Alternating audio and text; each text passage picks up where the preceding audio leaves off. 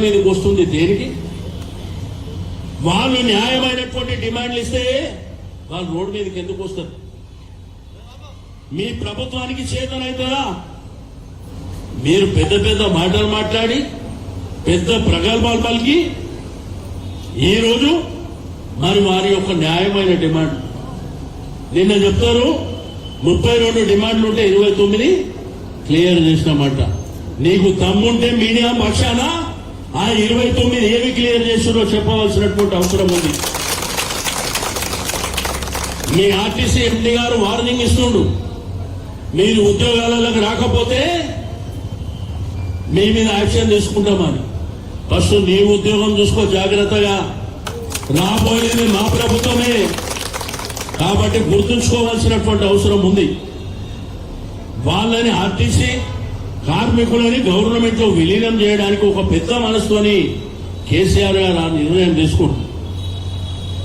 ఈ రోజు మహిళలకు భద్రత లేదు, మహిళా ఆర్టీసీ కార్మికులకు వాళ్ళు వచ్చేటువంటి అలవెన్స్ వస్తలేవు, వాళ్ళ బెనిఫిట్స్ వస్తలేవు. రెండోది మధ్యన ఈవీ వెహికల్, ఎలక్ట్రికల్ వెహికల్ అని చెప్పి ఒక సంస్థకి ఇచ్చి దాంట్లోనంట ప్రైవేట్ వాళ్ళు వచ్చి పనిచేస్తారంట. అంటే ఆర్టీసీలో పనిచేసిన వాళ్లకు ఎలక్ట్రికల్ వెహికల్ నడిపే శాత కదా అని నేను అడుగుతున్నా. కండక్టర్ గా ఉండేటువంటి అర్హత వాళ్ళకి లేదా అని చెప్పి నేను అడుగుతా ఉన్నా. ఎవడు అబ్బా జాగిర్ అని చెప్పి డిపోలని ప్రైవేట్ వాళ్లకు మీరు దారదత్తం చేస్తున్నారో చెప్పవలసినటువంటి అవసరం ఉంది. నేను కార్మిక నాయకులకు, ఆర్టీసీ ఉద్యోగులు కానివ్వండి, నాయకులకు కూడా నేను చెప్పేది ఒకటే, అందరం చెలో సెక్రటరియట్ అని పిలిపించి రాష్ట్ర వ్యాప్తంగా ఉన్నటువంటి మన కార్మికులను అందరినీ రోడ్డు మీదకి తీసుకురండి, ఎవరు అడ్డొస్తాడో చూస్తామని చెప్పి నేను ఈ సందర్భంగా తెలియజేస్తా ఉన్నాను.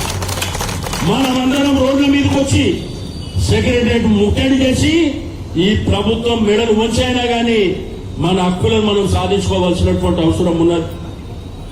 వాళ్ళకిచ్చేటువంటి పిఆర్సీ విషయంలో కానివ్వండి, ఇప్పటి వరకు 2 బకాయిలు ఉన్నాయి, అవి కానివ్వండి, పెంచే జీతాల విషయంలో పిఆర్సీ వేయడంలో కానివ్వండి, మీరు మేనిఫెస్టోలో పెట్టలేదా? మరి ఆ రోజు మేనిఫెస్టోలో పెట్టిందే నమ్మి మీకు ఓటేసి మీరు గద్దెనెక్కిన తర్వాత మా జీవితాలతో ఆడుకునేటువంటి అధికారం మీకు ఎవరు ఇచ్చిందని చెప్పి నేను అడుగుతా ఉన్నాను. ఈ రోజు ఆర్టీసీ అంటే భారతదేశంలోనే ఒక అద్భుతమైనటువంటి సంస్థ. దీనికి అనేకమైనటువంటి అవార్డు రివార్డులు వచ్చినాయి.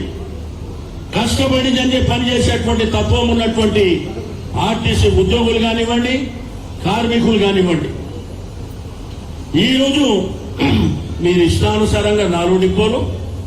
రెండోది ఎలక్ట్రానిక్ వెహికల్, పేదవాళ్ళకు కాదు.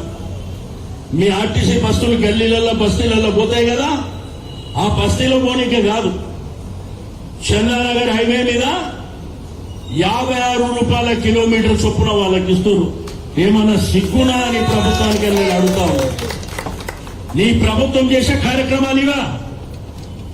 ఏదో పేద వర్గాలకు సంబంధించినటువంటి ప్రాంతాలలో నీ ఎలక్ట్రికల్ వెహికల్ దిప్పు చూస్తా, అంతేగాని హైవేల మీద ఏ ఆటంకాలు లేనటువంటి ప్రాంతాల్లో వాళ్ళకిచ్చి కిలోమీటర్కు 56 రూపాయలు, ప్యాసింజర్ ఉన్నా లేకపోయినా కిలోమీటర్కు 56 రూపాయలు ఇస్తాయి. ఎంత తెలివితేటలు ఈ ప్రభుత్వానికి ఉన్నాయో ఒక్కసారి ఆలోచన చేయవలసినటువంటి అవసరం ఉంది. నేను మీ కార్మిక నాయకులకు కూడా తెలియజేస్తున్నా, మీరు సరెండర్ అయ్యి వాళ్ళు ఏదో మాయమాటలు చెప్తే మీరు వెంటనే సరెండర్ అయ్యి మీరు కాల్ ఆఫ్ చేసేటువంటి పరిస్థితి రావద్దు. మీరు ధైర్యంగా పోరాటం చేయండి. మన డిపోలు మనకే కావాలి.